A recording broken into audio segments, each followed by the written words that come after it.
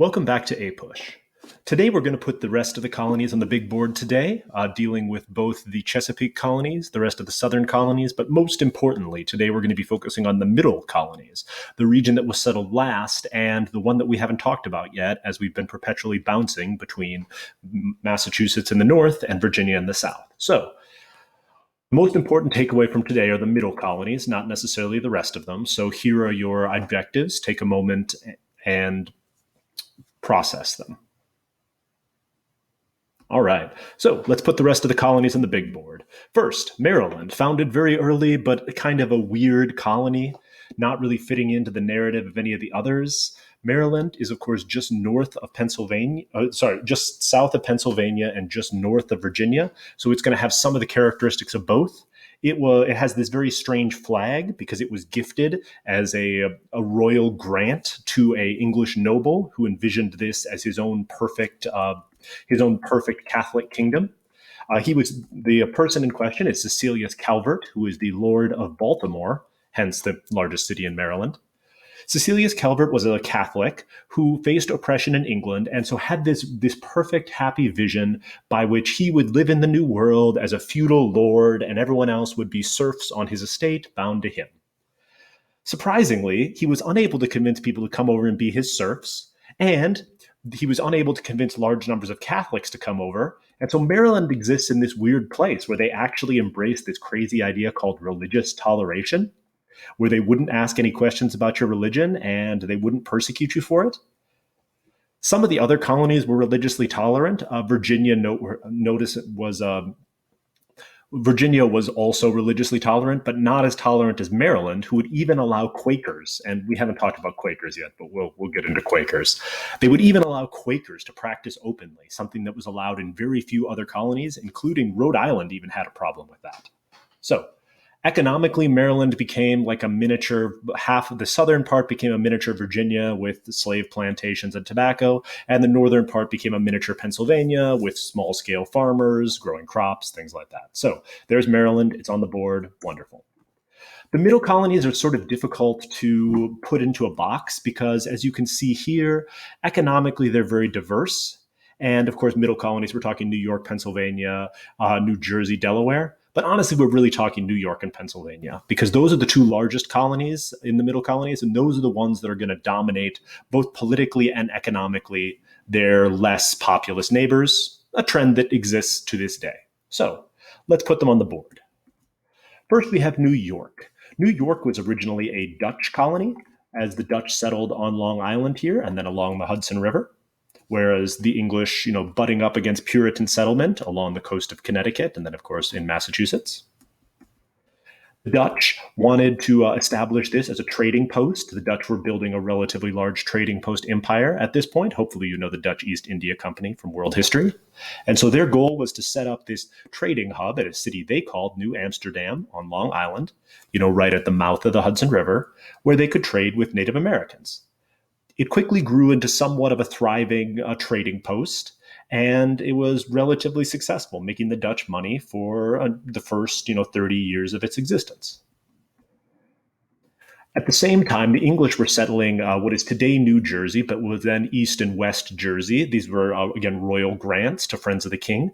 And so the English were starting to encroach upon this Dutch settlement, which would, of course, lead to conflict.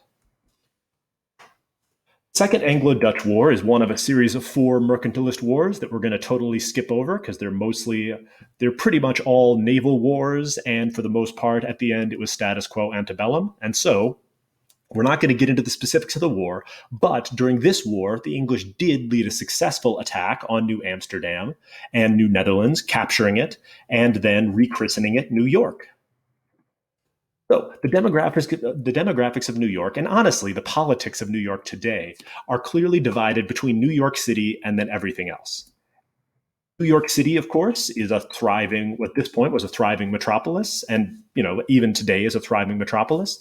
And politically, it has very different interests from upstate and the rest of New York State. And so New York City tends to be focusing on trade, wanting trade forward policies, and wanting stronger centralized government that can help protect and facilitate that trade. On the other hand, the Hudson River is controlled by very large farmers and landlords who tend to want less government intervention, lower taxes, and more local control. And so New York City's politics are all about centralized government control and trade, whereas the Hudson River is all about less government control and lower taxes. So farming versus trading is the sort of political divide and economic divide within the New York colony. Pennsylvania is somewhat of a different animal because it was, again, a royal grant, but it was a royal grant to this gentleman, William Penn, hence Pennsylvania. If he looks familiar to you, of course, it's because he is the Quaker Oats man. And the reason Quaker Oats have their mascot of William Penn is because William Penn was a Quaker. So he was given this colony by the king because the king owed him tremendous amounts of money. And so he established the colony of Pennsylvania in order to provide a safe haven for Quakers who were persecuted a lot of places. Again, we'll get into the basic theology of Quakerism a little bit later, but it's noteworthy that Penn also had better relations with Native Americans than more or less any other colony because Quakers are pacifists, and so William Penn had to buy land from the natives as opposed to killing them.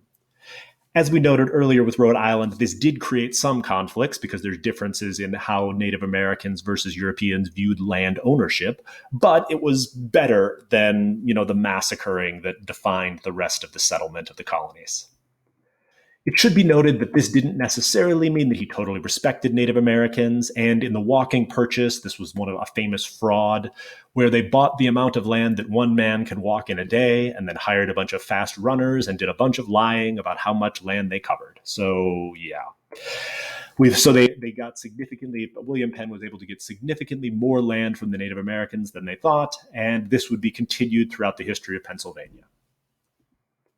The Quakers had a very decentralized church structure where anyone could speak in their meetings. And I mean anyone, including women, which obviously is far out there as far as how other groups viewed gender roles. And they didn't have any specific clergy, where in a Quaker worship session or meeting, everyone would sit around in a circle until the Holy Spirit grabbed them and they jump up and start preaching about whatever they were inspired to talk about.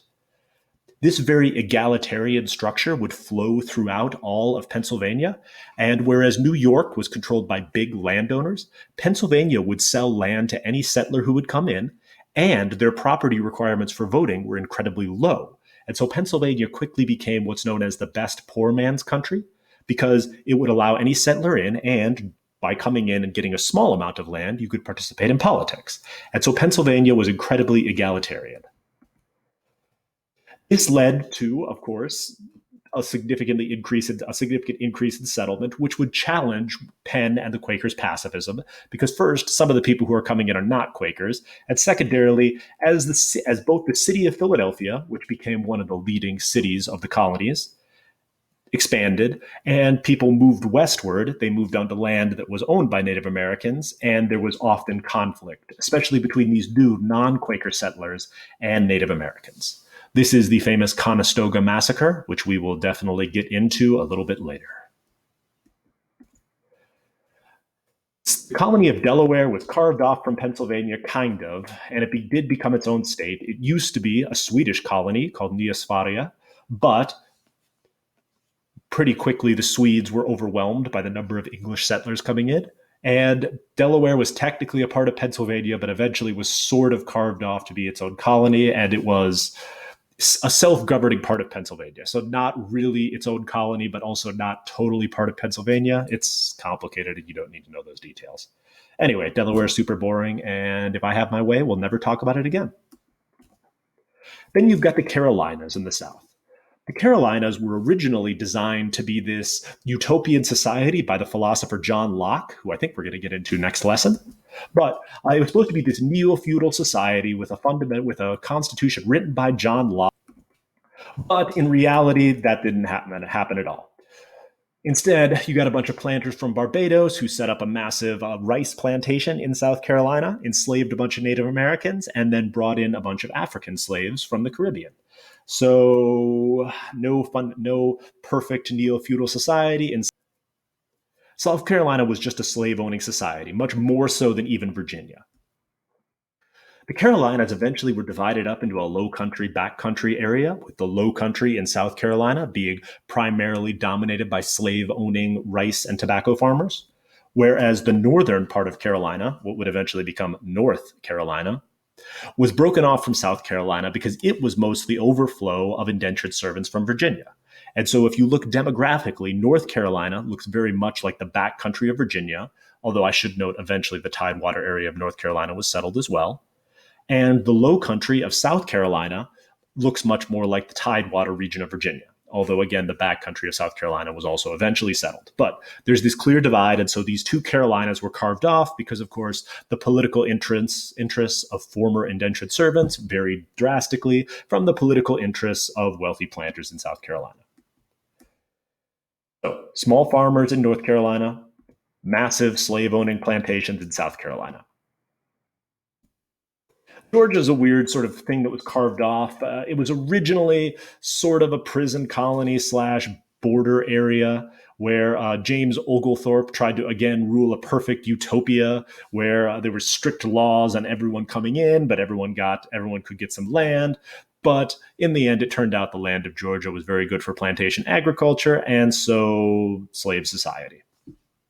So Georgia did not become the perfect utopia that Oglethorpe had planned, and instead became like a miniature South Carolina.